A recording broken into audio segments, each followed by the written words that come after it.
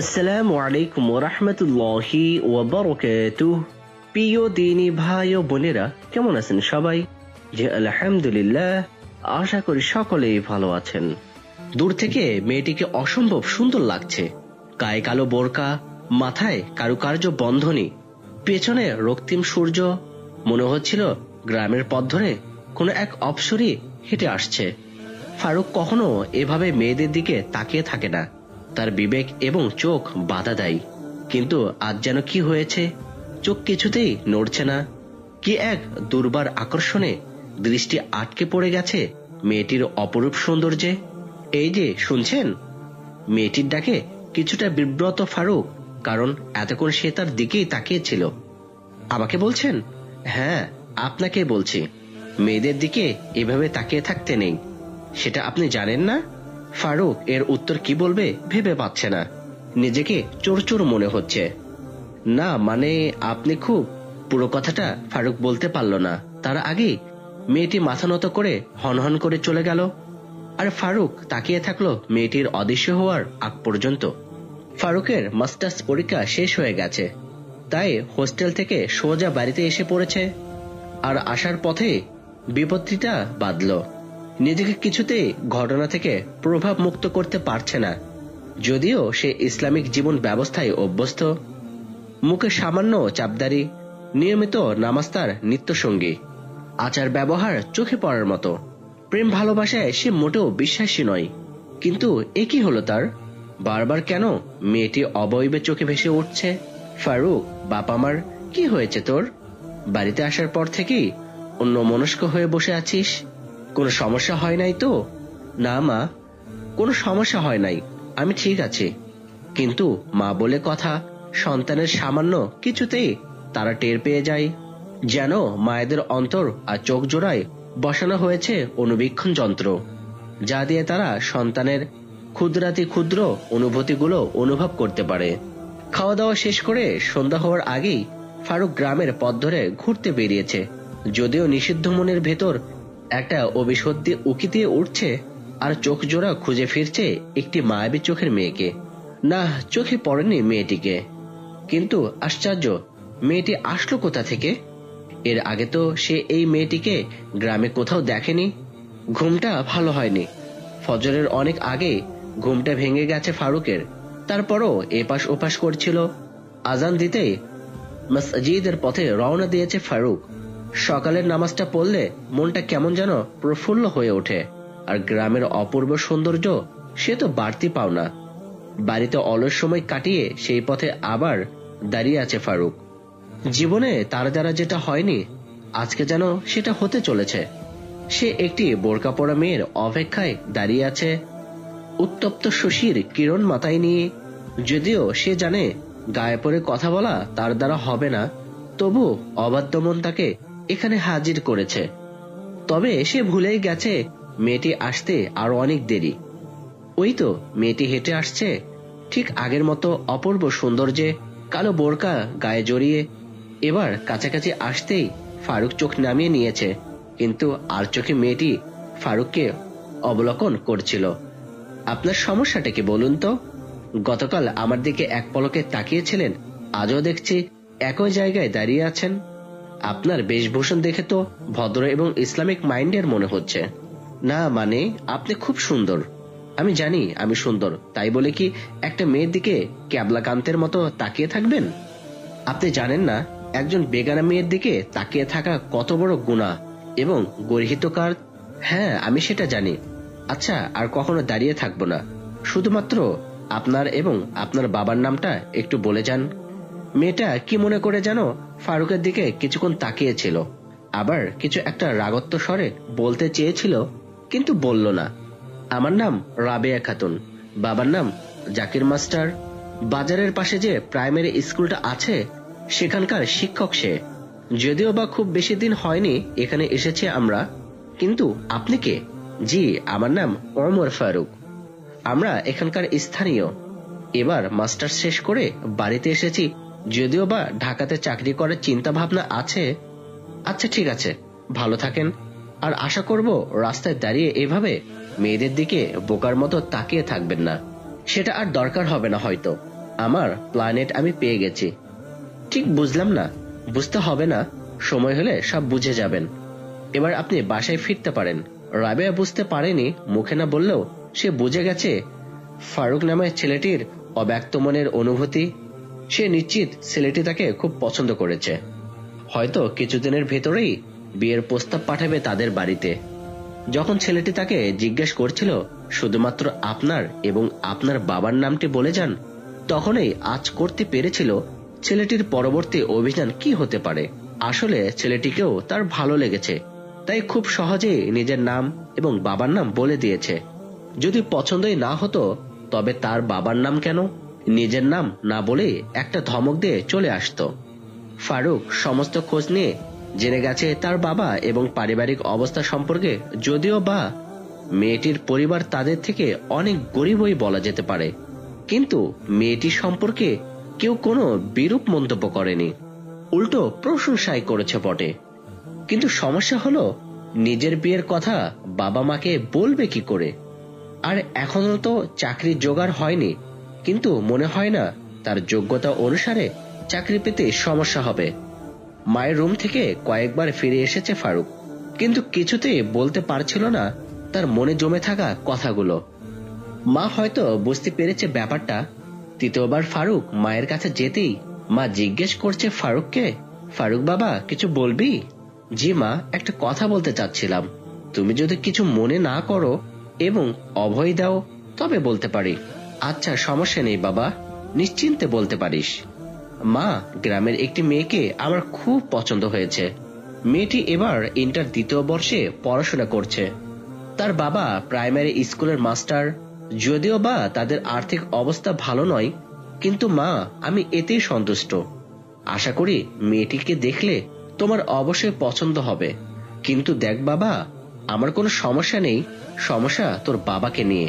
সে গ্রামের মাতবর, পূর্বপুরুষ থেকে তোদের বাপদাদার অবস্থা ভালো। এছাড়া তুই খুব ভালোভাবেই তোর শিক্ষা জীবন শেষ করেছিস। আশা করা যায় খুব ভালো একটা চাকরিও পেয়ে যাবি। কিন্তু কথা হলো, সামান্য একজন স্কুল মাস্টারের মেয়েকে কি তোর বাবা মেনে নিবে? সামান্য বলছো কেন মা? শিক্ষকতা তো খুবই সম্মানিত একটি পেশা, মানুষ তৈরির কারিগর তারা। এছাড়া আমি তো আর মেয়ের বাবার কাছ থেকে যৌতুক নিচ্ছে না যে সেটা তারা দিতে অপারগ। আমি বিয়ে করতে চাচ্ছি একটি পরেশগার মেয়েকে, কোনো সম্পত্তিকে নয়। হ্যাঁ, সম্পত্তিকে বিয়ে না করলেও আমাদের একটা বংশমর্যাদা বা ঐতিহ্য আছে। আমি তোমাদের মা ছেলের সব কথাই শুনেছি। বাবা হিসেবে আমি এই বিয়েতে রাজি নই। বাবা, আপনি একটু বোঝার চেষ্টা করেন। আপনি তো নিয়মিত নামাজ পড়েন। বাড়ির পাশে যে মসজিদটা, সেটাও আপনার ওয়াকফকৃত সম্পত্তির উপর নির্মিত। আপনার এবং মায়ের আদর্শে আমি বড় হয়েছি। আপনাকে জ্ঞান দেওয়ার আমার উদ্দেশ্য নয়, সেই সাহস কখনো হয়নি আর হবেও না। আমি শুধু বলতে চাচ্ছি বাবা, ইসলাম মানুষকে মূল্যায়ন করতে বলেছে, সম্পত্তিকে নয়। আপনি কি চান না আমি একটি পরেশগার মেয়েকে নিয়ে সংসার জীবন শুরু করি?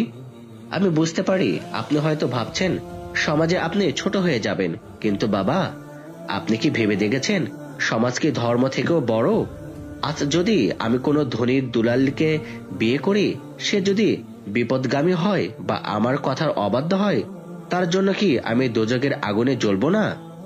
বাবা, আপনি কি চান আপনার সন্তানরা স্ত্রীর জন্য দোজখকে আপন করে নিক? কথাগুলো শুনে ফারুকের বাবা নিশ্চুপ হয়ে গেলেন। কিছুক্ষণ পর কিছু একটা বলতে চেয়েছিল, কিন্তু ফারুকের মা তাকে বাধা দিলেন। আপনি আর অমত করবেন না দয়া করে। একটি মাত্র সন্তান আমাদের, তার সুখেই আমাদের সুখ, তার ভালোতেই আমাদের ভালো।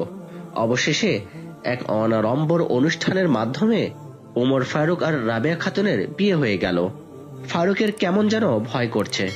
ভয়টা অবশ্য প্রাপ্তির এবং আনন্দের। বারান্দায় পাতা চেয়ারের উপর বসে আছে ফারুক।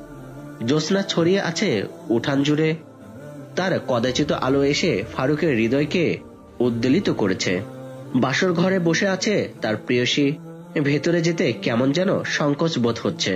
যে মেয়েটি তার বাড়ি ফেরার পথে দাঁড়িয়ে থাকতে না করেছিল, আবার বলেছিল পরনারীর দিকে এভাবে তাকিয়ে থাকতে নেই, সে মেয়েটির মুখোমুখি হতে তার কেমন যেন লজ্জা করছে। যদিও বা ধর্মমতে মেয়েটি তার অর্ধাঙ্গিনী। না, অনেক সময় হয়ে গেছে, মেয়েটি একা একা বসে আছে, এবার ভিতরে যাওয়া প্রয়োজন। ফারুক খুব আস্তে দরজা ঠেলে ভিতরে প্রবেশ করে দেখতে পায় রাবেয়া জানালার পাশে বসে আছে। চাঁদের আলোয় তার পবিত্র মুখখানি মায়াবী এক আবেশ ছড়াচ্ছে।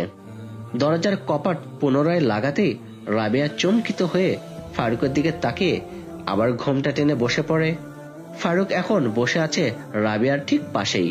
কি দিয়ে ফারুক কথা শুরু করবে ঠিক বুঝতে পারছে না। এখন কি আমি আমার স্ত্রীর দিকে কিছুক্ষণ তাকিয়ে থাকতে পারি? হ্যাঁ পারেন, কিন্তু আমাকে স্পর্শ করতে পারবেন না যে পর্যন্ত না আপনি আমার মহারানার দাবি আদায় করেন। সেটা আমি জানি রাবেয়া, যদিও আমি এই মুহূর্তে বেকার, আমার হাতে টাকা পয়সা নেই, কিন্তু তোমার মহারানার টাকা আমি ঠিকই জোগাড় করেছি এবং সেটা আমার সাথেই আছে। অনুগ্রহ করে এগুলো তোমার কাছে রেখে দিলে আমি খুশি হব। মাশাআল্লাহ, আপনি আদর্শ স্বামী বটে। আপনি মহারানার টাকা নিয়ে বাসর ঘরে প্রবেশ করেছেন, এটা বর্তমান প্রজন্মের ছেলে মেয়েরা শুনে অবাক হয়ে যাবে, অথচ এটাই ইসলামের নিয়ম। স্ত্রীকে কাছে নেওয়ার আগে তার হক পূরণ করতে হয়। আমি অনেক খুশি হয়েছি আপনি আপনার দায়িত্ব ঠিকভাবে পালন করেছেন। টাকাগুলো আপনার কাছেই রাখুন, কখনো যদি প্রয়োজন হয় আমি আপনার কাছ থেকে চেয়ে নিব। তোমার ব্যবহারে আমি খুশি হয়েছি রাবেয়া। আমার মনে হয় না সাংসারিক ব্যাপারগুলো তোমাকে বুঝিয়ে বলতে হবে। আমি জানি তুমি খুব বুদ্ধিমত্তার সাথে সবকিছু মানিয়ে নিতে পারবে। তবে একটা কথা তোমাকে আগেই বলে দেই, অবশ্যই কষ্ট নিও না। আমার বাবা এই বিয়েতে মূলত রাজি ছিল না, সেটা অবশ্য সামাজিক বৈষম্যের কারণে।